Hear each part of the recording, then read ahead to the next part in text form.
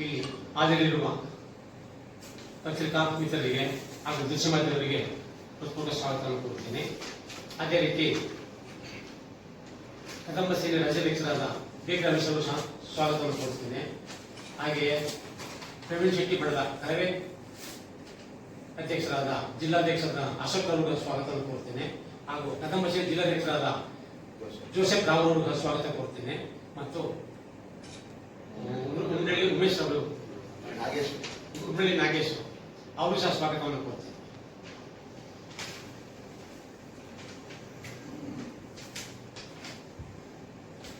ಬಂಧುಗಳೇ, ಇವತ್ತು ಪತ್ರಿಕಾಗೋಷ್ಠಿಯನ್ನ ಕರೆದಿರುವ ಉದ್ದೇಶ ಮಂಡ್ಯ ಜಿಲ್ಲೆಯಲ್ಲಿ ರೆಸ್ಟೋರೆಂಟ್, ಹೋಟೆಲ್ಗಳು, ಸಿಹಂಡಿಗಳು, ಬೇಕರಿ ಮತ್ತು ರಸ್ತೆ ಬದಿಯಲ್ಲಿ ಮಾರುವ ಅಂಗಡಿಗಳು, ಆಹಾರ ಪದಾರ್ಥಗಳನ್ನ ಅವ್ರ ಬಗ್ಗೆ ಈ ಪತ್ರಿಕಾಗೋಷ್ಠಿ ಕರೆದಿದ್ವಿ ಬಂಧುಗಳೇ. ಇಲ್ಲಿ ಬಹುತೇಕ ಜನ ಕಾನೂನನ್ನ ಪಾಲಿಸುವುದಿಲ್ಲ. ಇವತ್ತು ಆಹಾರ ಬೆಲೆ ಪದಾರ್ಥಗಳು ಜಾಸ್ತಿ ಆಗಿದೆ, ಅದಕ್ಕೋಸ್ಕರ ಬೆಲೆ ಜಾಸ್ತಿ ಮಾಡಿದೀವಿ ಅಂತ ಹೇಳ್ತಾರೆ. ಹಿಂದೆ ಈಗ 25 ವರ್ಷಗಳ ಹಿಂದೆ ಬೆಲೆಯನ್ನ ಜಾಸ್ತಿ ಮಾಡ್ಬೇಕಾದ್ರೆ ಎಲ್ಲ ಜಿಲ್ಲಾಡಳಿತ, ಕಾರ್ಮಿಕ ಇಲಾಖೆ, ಆಹಾರ ಇಲಾಖೆ ಮತ್ತು ನಗರಸಭೆ, ಆರೋಗ್ಯ ಸುರಕ್ಷತಾ ಪ್ರಾಧಿಕಾರ ಇಷ್ಟು ಒಟ್ಟು 5 ಇಲಾಖೆಗಳು ಸೇರಿ ಇದ್ರ ಬಗ್ಗೆ ಚರ್ಚೆ ಮಾಡಿ ಅನಂತರ ಹೋರಾಟಗಾರರ ಜೊತೆಗೆ ತಗೊಂಡು, ವಿದ್ಯಾರ್ಥಿಗಳು ತಗೊಂಡು ಅನಂತರ ನಿರ್ಣಯ ಮಾಡ್ತಿದ್ರು. ಈಗ ಏನಾಗಿದೆ ಅಂದ್ರೆ ಯಾವುದೇ ಹೋಟೆಲ್ಗಳಲ್ಲ, ವಿಭಿನ್ನ ಬೆಲೆ. ಸಿವಿಎಸ್ಸಿಯಲ್ಲಿ ಒಂಥರ ಇಡ್ಲಿ ವಡೆ 45 ಸಿಗ್ತದೆ. ಅದೇ ವಡೆ ಹರಿಯಪ್ರಿಯದಲ್ಲಿ ಮ್ಯಾಕ್ ಹೋದರೆ 80 ಆಗುತ್ತೆ, ಕೆಳಗಡೆ ಇದ್ರೆ 65, 70, ಇಲ್ಲಿ ಅಪೂರ್ವದಲ್ಲಿ 65. ಹೀಗೆ ವಿಭಿನ್ನ ಬೆಲೆಗಳನ್ನ ಇವರು ಮಾಡಿರೋದು ಗ್ರಾಹಕರಿಗೆ ಹಗಲು ಮೋಸ ಮಾಡ್ತಾ ಇದ್ದಾರೆ ಅಂತ ಹೇಳಿ ಕದಂಬ ಸೈನ್ಯ, ಭಾರತೀಯ ಕಿಸಾನ್ ಸಂಘ, ಕರವೇ ಪ್ರವೀಣ್ ಶೆಟ್ಟಿ ಬಡ ಮತ್ತು ಕದಂಸ ಮೋಹನ್ ಬರ್ತಾರೆ. ಅವರು 4 ಸಂಘಟನೆಗಳು ಇದನ್ನ ಆರೋಪ ಮಾಡ್ತಾ ಇದ್ವಿ ಬಂಧುಗಳೇ. ಯಾವುದೇ ಹೋಟೆಲ್ಗಳಲ್ಲಿ ಹೋಗಿ ನಾಮಫಲಕಗಳು ಮತ್ತು ಗ್ರಾಮ್ ಇಷ್ಟು ತೂಕ ಇರಬೇಕು, ಯಾವುದೇ ನಾಮಫಲಕಗಳು ಇಲ್ಲ. ಯಾಕೆ ಅಂದ್ರೆ ನಮ್ಗೆ ನೇರವಾಗಿ ಮೋಸ ಮಾಡ್ತಾ ಇದ್ದಾರೆ. ಇವತ್ತು ಏನಾಗಿದೆ ಪರಿಸ್ಥಿತಿ ಅಂದ್ರೆ 20 ವರ್ಷ 15 ವರ್ಷ ಹಿಂದೆ ನಾವು ಹೆಚ್ಚು ಹೋಟೆಲ್ಗಳನ್ನ ಅವಲಂಬಿಸಿರ್ಲಿಲ್ಲ, ರೆಸ್ಟೋರೆಂಟ್ಗಳು. ಈಗ ನಾವು ವಿಧಿ ಇಲ್ಲದೆ ಈ ಜನಾಂಗ, ಇವತ್ತಿನ ಯುವ ಜನಾಂಗಗಳು 80% ಮನೆ ಊಟಕ್ಕಿಂತ ಹೋಟೆಲ್, ರೆಸ್ಟೋರೆಂಟ್ ಊಟಗಳನ್ನ ಅವಲಂಬಿಸಿದ್ದಾರೆ. ಇಲ್ಲಿ ಕಾನೂನನ್ನ ಗೊತ್ತೇ ಇಲ್ಲ ಇವ್ರಿಗೆ, ಹೋಟೆಲ್ಗಳ ಉದ್ಯಮದವ್ರಿಗೆ. ಅವರು ತರಬೇತಿಯಾಗಿ, ಮಾಲೀಕರು ತರಬೇತಿಯಾಗಿರ್ಬೇಕು. ಒಂದು ಸಂಸ್ಥೆಯಿಂದ ಅವ್ರಿಗೆ ಪತ್ರ ತಗೋಬರ್ಬೇಕು. ಅದು ಯಾರು ಮಾಡ್ತಾ ಇಲ್ಲ. ಯಾರು ಬೇಕಾದ್ರೂ ಹೋಟ್ಲ್ ಇಡ್ಬೋದು, ಯಾರು ಬೇಕಾದ್ರೂ ಬೇಕರಿ ಇಡ್ಬೋದು, ಯಾವ್ದು ಬೇಕಾದ್ರೂ ಇಡುವಂತ ಪರಿಸ್ಥಿತಿ ನಿರ್ಮಾಣ ಆಗಿದೆ. ಬಂಧುಗಳೇ, ಇಲ್ಲಿ ಬಹಳಷ್ಟು ನಮಗೆ ಮೋಸ ಆಗ್ತಾ ಇರೋದು ಏನು ಅಂದ್ರೆ, ನಮಗೆ ರಸೀದಿನ ವಾಪಸ್ ಕೊಡ್ಬೇಕು. ಪ್ರತಿಯೊಬ್ಬ ಗ್ರಾಹಕರು ಕೇಳದವರಿಗೆ ವಾಪಸ್ ಕೊಡ್ಬೇಕು ರಸೀದಿನ. ಅವರು ರಸೀದಿನ ಕೊಡುದಿಲ್ಲ. ಕಂಪ್ಯೂಟರ್ ಅವ್ರದ್ದೇ ವೈಯಕ್ತಿಕವಾಗಿದೆ. ಅದನ್ನೇನ್ ಮಾಡ್ತಾರೆ, ತೆರಿಗೆ ವಂಚನೆ ಮಾಡ್ತಾರೆ. ಈಗ ಸಾಕಷ್ಟು ನಾನು ಅದರ ಬಗ್ಗೆ ತೆರಿಗೆ ಇಲಾಖೆ ಮೈಸೂರು ಮತ್ತು ಮಂಡ್ಯದಲ್ಲಿ ಕೊಟ್ಟು ಒಂದಿಷ್ಟು ಜನಕ್ಕೆ ದಂಡನೂ ಹಾರಿಸಿದ್ದೀರಿ. ಇಲ್ಲೇನಾಗಿದೆ, ಇದು ತೆರಿಗೆ ಇಲಾಖೆಯವರು ಇವರು ಶಾಮೀಲಾಗಿ ನಮ್ಮ ಕರ್ನಾಟಕ ಸರ್ಕಾರಕ್ಕೆ ತೆರಿಗೆಯನ್ನು ವಂಚನೆ ಮಾಡುವಂತ ಪ್ರಕರಣ ಇದೆ. ನಾನು ಬೇಕಾದ್ರೆ ಸಾಬೀತುಪಡಿಸ್ತೀನಿ. ಅವರು ಯಾವಾಗ ರಸೀದಿನ ಗ್ರಾಹಕರು ಕೊಡ್ತಾರೋ ಅವಾಗ ನಮಗೆ ವಂಚನೆ ಆಗುವುದಿಲ್ಲ, ಸರ್ಕಾರಕ್ಕೆ ಹಣ ಹೋಗುತ್ತೆ. ಇಲ್ಲೇ ಆಗತ್ತೆ 3ನೇವ್ರ ಕೈಗೆ ಸೇರುತ್ತೆ. ಈಗ ಉದಾಹರಣೆಗೆ ನಗರಸಭೆ ಇದೆ, ಯಾವುದೇ ಬೇಕರಿ ಆಗ್ಬೋದು, ಯಾವುದೇ ಹೋಟೆಲ್, ರೆಸ್ಟೋರೆಂಟ್ ಆಗ್ಬೋದು, ರಸ್ತೆ ಬದಿ ಅಂಗಡಿ ಆಗ್ಬೋದು, ಇವರು ತಪಾಸಣೆ ಮಾಡೋದೇ ಇಲ್ಲ. ಇವ್ರಿಗೆ ಒಂದಿಷ್ಟು ಆಶೀರ್ವಾದ ಮಾಡ್ತಾರೆ, ಆಶೀರ್ವಾದ ತಗೊಂಡು ಇವ್ರು ಬಂದ್ಬಿಡ್ತಾರೆ. ಬಹಳ ಮುಖ್ಯ ಇದೆ. ಇನ್ನೊಂದು ಬಹಳ ಮುಖ್ಯ ಅಂತಂದ್ರೆ ಅಂಕಿತ ಅಧಿಕಾರ, ಆಹಾರ ಸುರಕ್ಷತಾ ಮತ್ತು ಗುಣಮಟ್ಟ ಪ್ರಾಧಿಕಾರ ಬಹಳ ಕಟ್ಟುನಿಟ್ಟಿನ ನಿಯಮಗಳಿವೆ. ಇದನ್ನ ಯಾರು ಪಾಲನೆ ಮಾಡ್ತಾ ಇಲ್ಲ. ಈಗ ಅಂಕಿತ ಅಧಿಕಾರ ಅರ್ಹ ಸುರಕ್ಷಿತ ಗುಣಮಟ್ಟದ ಪ್ರಾಧಿಕಾರಕ್ಕೆ ನಾವೇ ಕಂಪ್ಲೇಂಟ್ ಕೊಡ್ಬೇಕು. ಇಂಥ ಹೋಟ್ಲಲ್ಲಿ ಈ ತರ ಮಾಡಿದ್ರೆ ಅವ್ರು ಕ್ರಮ ತಗೋತಾರೆ, ಇಲ್ಲೇ ಇದ್ರೆ ಅವ್ರು ಕ್ರಮ ತಗೊಳ್ಳೋದಿಲ್ಲ. ಈ ಪರಿಸ್ಥಿತಿ ಹೋಟೆಲ್ಗಳಲ್ಲಿ ನಿರ್ಮಾಣ ಆಗಿದೆ. ಈಗ ನಿಮ್ಗೆಲ್ಲ ಚೆನ್ನಾಗಿ ಗೊತ್ತು, ಪ್ರತಿಯೊಬ್ಬರು ಚೆನ್ನಾಗಿ ಅರ್ಥ ಮಾಡ್ಕೊಂಡಿದ್ದಾರೆ. ಇದ್ರ ಬಗ್ಗೆ ಯಾರೋ ಜವಾಬ್ದಾರಿ ತಗೊಳ್ಳೋದಿಲ್ಲ. ಇಲ್ಲಿ ಇವಾಗ ಪಾನಿಪುರಿ ಮಾಡ್ತಾರೆ ಹೊರ ರಾಜ್ಯದಿಂದ ಬಂದು, ನಾಳೆ ಹೆಚ್ಚು ಕಮ್ಮಿ ಆದ್ರೆ ಪಾನಿಪುರಿನ ನೀವು ನೋಡಬೇಕು. ಆ ಪಾನಿಪುರಿ ಪಾನಿ ಅಂತಾರಲ್ಲ, ಪಾನಿದು ರಾಸಾಯನಿಕ ಸಿಂಪಡಿಸ್ತಾರೆ, ಪಾನಿ ಮಾಡ್ತಾ ಇಲ್ಲ ಅವರು.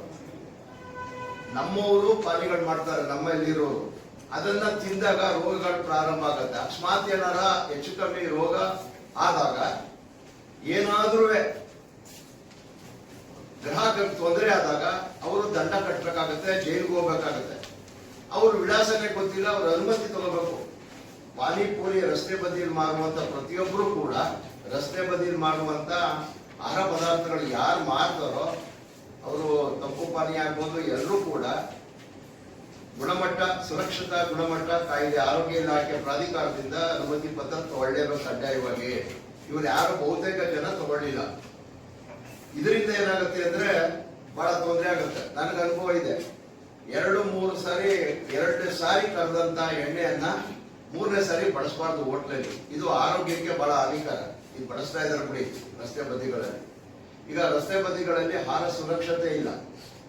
ಗುಣಮಟ್ಟದ ನೀರಿರ್ಬೇಕು, ಗುಣಮಟ್ಟದ ಆಹಾರ ಇರಬೇಕು. ಅವರು ರಸ್ತೆ ಬದಿ ವ್ಯಾಪಾರಿಗಳ ಬಗ್ಗೆ ನಮ್ಗೆ ಅವರು ವ್ಯಾಪಾರ ಮಾಡ್ಬೋದು, ಆದ್ರೆ ಅವರ ಆಹಾರ ಸುರಕ್ಷತಾ ಅವನ ನಿಯಮಗಳನ್ನ ಬಹುತೇಕ ಜನ ಪಾಲಿಸುವುದಿಲ್ಲ.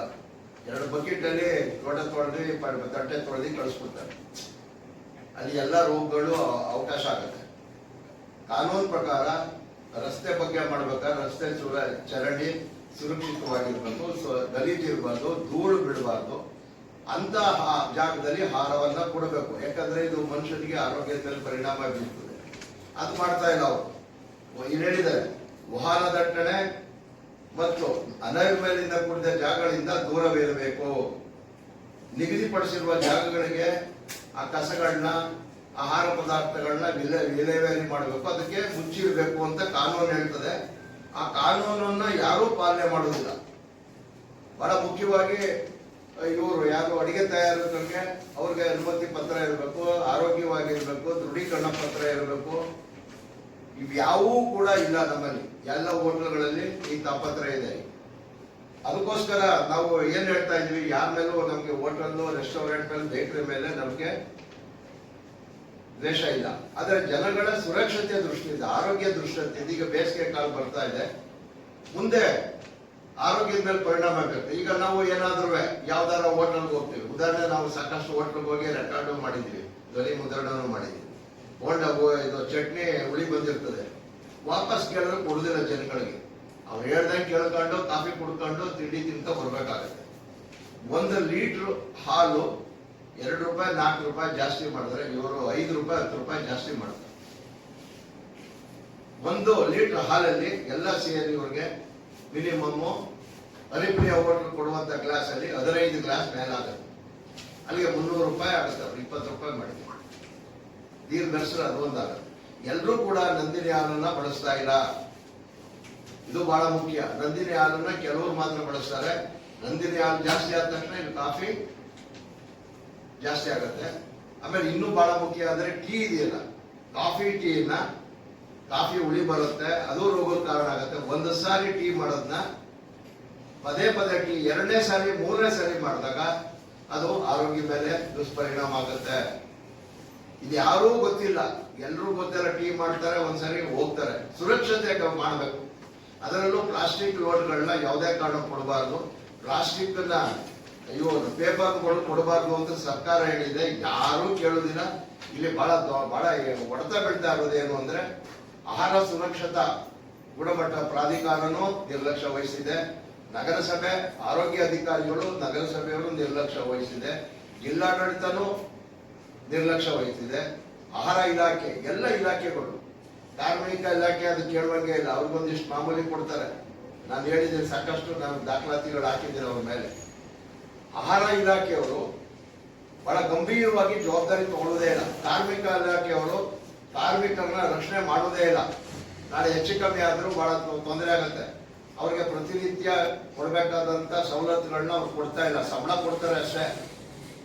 ಇವೆಲ್ಲ ದೃಷ್ಟಿಯಲ್ಲೂ ನಾವೇನ್ ಮಾಡ್ತಾ ಇದೀವಿ ಅಂದ್ರೆ, ಇವತ್ತು ಕುಂತ್ಕೊಂಡು ನಾವೆಲ್ಲರೂ ಚಿಂತೆ ಮಾಡಿದೀವಿ. ಚಿಂತೆ ಮಾಡಿ ಇದ್ರ ಬಗ್ಗೆ ಸಮಗ್ರವಾಗಿ ಗ್ರಾಹಕರಿಗೆ ತಿಳಿಸ್ಬೇಕು, ಹೋಟ್ಲವ್ರಿಗೆ ಒಂದು ಎಚ್ಚರಿಕೆ ಕೊಡಬೇಕು. ಜಿಲ್ಲಾಡಳಿತ ಬರೀ ನಮ್ಮ ಮಾನ್ಯ ಜಿಲ್ಲಾಧಿಕಾರಿಗಳ ಬಗ್ಗೆ ಬಹಳ ಗೌರವ ಇದೆ ನಮ್ಗೆ, ಆದ್ರೆ ಅವರು ಇದ್ರ ಬಗ್ಗೆ ಗಮನನೇ ಇಲ್ಲ. ಒಬ್ಬ ಜಿಲ್ಲಾಧಿಕಾರಿಗಳಾಗಿ ಏನ್ ಕೆಲಸಗಳು ಇವೆಲ್ಲರೂ ಜವಾಬ್ದಾರಿ ತಗೋಬೇಕು. ಇದು ಬಹಳ ಮುಖ್ಯ. ಯಾಕೆ ಹೋಟೆಲ್ಲು, ಸಿಹಿ, ಬೇಕರಿಗಳು ಅಂತಂದ್ರೆ ಇವರೆಲ್ಲರೂ ಕೂಡ ಈ ಆರೋಗ್ಯದ ಮೇಲೆ ಪರಿಣಾಮ ಬೀರ್ತದೆ. ನಾವು ಹೆಚ್ಚು ಕಮ್ಮಿ ಆದ್ರೆ ಯಾರಿಗೆ ಹೋಗ್ಬೇಕು? ಅದಕ್ಕೆ ದಾಖಲಾತಿ ಕೇಳ್ತಾರೆ. ಆರೋಗ್ಯ ಸುರಕ್ಷತಾ ಕಾಯ್ದೆಯವರು ದಾಖಲಾತಿ ಕೊಡಿ ಸ್ವಾಮಿ, ನಿಮ್ಗೆ ನಾವು ಅವ್ರ ಮೇಲೆ ಕ್ರಮ ತಗೋತೀವಿ ಅಂತ. ಯಾರೂ ಕೂಡ ತಪಾಸಣೆ ಮಾಡೋದಿಲ್ಲ. ಇದು ಬಹಳ ಮುಖ್ಯವಾಗಿದೆ. ಈಗ ನೀವು ಉದಾಹರಣೆ ಬೇಕರಿಯಲ್ಲಿ ತಗೊಳ್ಳಿ, ಒಬ್ಬೊಬ್ಬರು ಬ್ರೆಡ್ ನ ಬಿಸ್ಕೆಟ್ ಎಲ್ರು ಒಂದೊಂದರ ಬೆಲೆ. ಸಿಹಿ ತಿಂಡಿಗಳಂತೂ ನೀವು, ನಾನು ಉದಾಹರಣೆಗೆ ಮಹಾಲಕ್ಷ್ಮಿಗೆ ಹೋಗಿದ್ದೆ, ಕಾಜಾ ಕೊಟ್ಟು, ಬೇಕಾದ್ರೆ ಕಾನೂನು ಇದೆ 48 ಕಡೆ ಬಿಕ್ರಿ ಆಗ್ಬೇಕು. ಇಲ್ಲ ಅಂದ್ರೆ ಅದು ಬಂದು ಅದು ಆರೋಗ್ಯದ ಮೇಲೆ ಪರಿಣಾಮ ಬೀರ್ತದೆ. ಆಮೇಲೆ ಕಾನೂನು ಅಷ್ಟೇ, ನಾನು ಈಗ ಹೇಳಿದ್ದೀನಿ, ಖಾರ ಎಣ್ಣೆನ 3 ಸಾರಿ ಬಳಸ್ತಾರೆ, 3 ಎಣ್ಣೆ 8 ಸಾರಿ ಬಳಸ್ತಾರೆ. ಅದು ಆರೋಗ್ಯದ ಮೇಲೆ ಪರಿಣಾಮ ಬೀರ್ತದೆ. ಒಂದು ಸಣ್ಣ ಪೆಟ್ಟಿ ಅಂಗಡಿ ಆಗ್ಬೋದು, ಸಣ್ಣ ರಸ್ತೆ ಬದಿ ಆಗ್ಬೋದು, ಪಾನಿಪುರಿ ಸಣ್ಣದಾಗ್ಬೋದು, ಪ್ರತಿಯೊಬ್ಬರು ಕುಟುಂಬ ಕಲ್ಯಾಣ ಇಲಾಖೆ ಸುರಕ್ಷತಾ ಗುಣಮಟ್ಟದ ಪ್ರಾಧಿಕಾರದ ಅನುಮತಿ ತಗೊಳ್ಳೇಬೇಕು. ಇದು ಬಹಳ ಮುಖ್ಯವಾಗಿದೆ. ಇದನ್ನ ಬಹುತೇಕ ಜನ ಪಾಲಿಸುವುದಿಲ್ಲ.